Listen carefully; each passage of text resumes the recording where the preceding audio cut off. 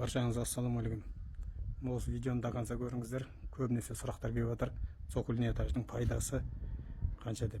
Цокольный этаждың пайдасы бір шетінен жер көлемі жағынан тастар. Қазір участок 8 сотықтан беріліп жатқаннан кейін есіктің алдына ештеңе сыйдыра алмайсыздар.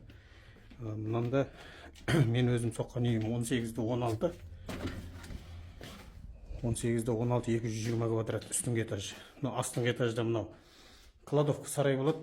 Есіктің алдына кладовка сарай соқпайсыз. Мұнда менде инструменттер бәрі жиналып тұр. Ар жақта летний времянка, жаңағы бауырсақ, балық, иіс шығатын заттарды пісіреді ана жақта. Енді мұнда баня бар менде.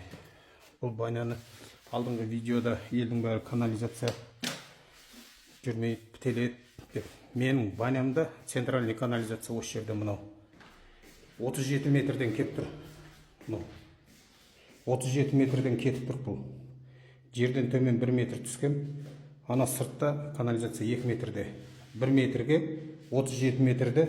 Енді өздерін санап қараңдар. Өте уклон аз. Бірақ стандарт уклонмен кетті. Бітеліп те жатқан жоқ, не алып жатқан жоқ. Мұны баням. Мұны парилка. Парилканың мұржасын гофрамен, асбестковый листімен қаптап, үстіне гофра қаптап, вагонкамен қаптап тастаған. Өзіміздің семейный баня, төбесінің бәрі термоизоляция жасалған. Енді 220 квадрат ұтасыздар ғой. Егер цокольный этаж салатын болсаңыздар. Екінші жағынан бір пайдасы, бұнда мынау полный жерге теплый пол ұрылған.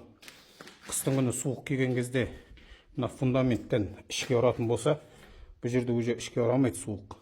Наоборот, сізде қыста жылы жерден келіп тұрады. И пешке де эконом болады. Тіркеліп кетіңіздер, видеоны тағы да салатын боламын.